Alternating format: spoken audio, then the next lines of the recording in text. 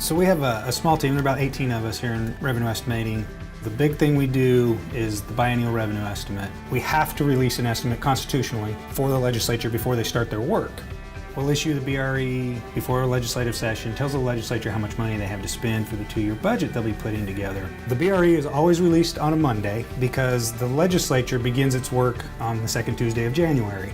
And so we wait until the day before they convene to release the estimate. And we wait until the last minute, not because we just want to keep them waiting and generate some drama, but because we are making a projection for a 2-year period that doesn't start until September. So in January, we will be releasing an estimate that will project revenue for the rest of this fiscal year through August, and then for the next 2 fiscal years. So we're making a projection that doesn't end until more than 30 months from the time of the estimate. We typically have a decent idea, the general direction of the economy, but we're trying to translate those economic conditions into a revenue forecast. And if you were going to predict the outcome of a football game, you might know ahead of time that one team has a better chance of winning based on the performance to date, but you might not be able to predict the exact score. We have to sort of predict the exact score because we have to give the legislature a precise number as the amount of revenue available to them.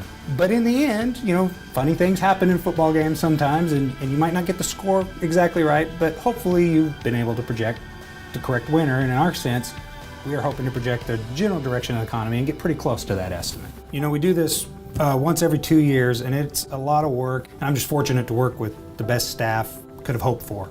A group of really smart, talented folks. They're hardworking, they're committed to their jobs. They want to make sure that the legislature has the best information possible. We don't play around with the numbers. We call the balls and strikes as we see them. And the controller has been very supportive in that. He has always told us, we're going to look at the numbers, and whatever they tell us, that's what we're going to give them.